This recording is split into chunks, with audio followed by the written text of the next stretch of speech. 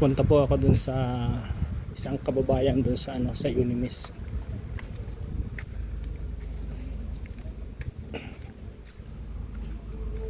Daan muna ako sa checkpoint.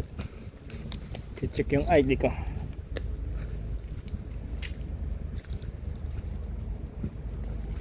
Hi brother. Hello, sir. Good evening. Good evening, sir. How are you? I'm good. I'm Yeah, going yeah, thank you. to Sergi. Yeah. Thank you. So much.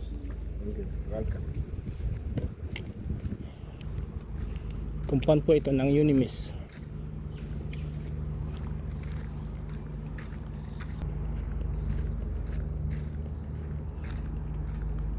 Super rice sa Juba.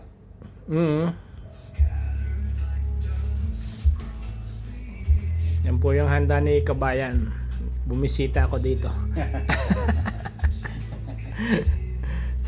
Ni paring Sergi. Ayan. Nakarami na kami eh. Pinaputok. Putok. At saka putok-batok. Putok-batok.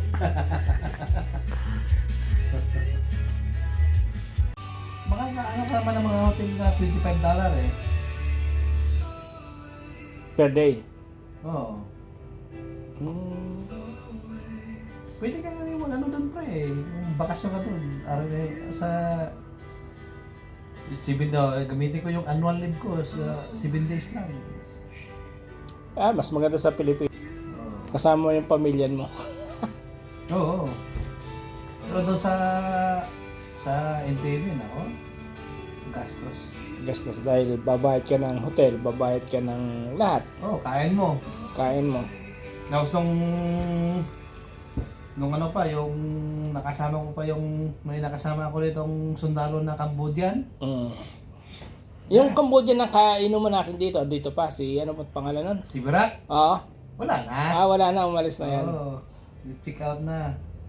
Yung nga kasama ko sa NTV dati, naggala-gala doon eh. Sabi niya na kasi may contact na ako na driver noon, yung panay kinukuha namin na driver. Kaya wag mo na yan, yung driver ko na lang kasi yung mga sundalo mga kasama niya. Sabi niya, gagasolinahan lang natin yung sasakyan. Oo. At saka yung pakainin natin, patagayin, at saka yung tirahan.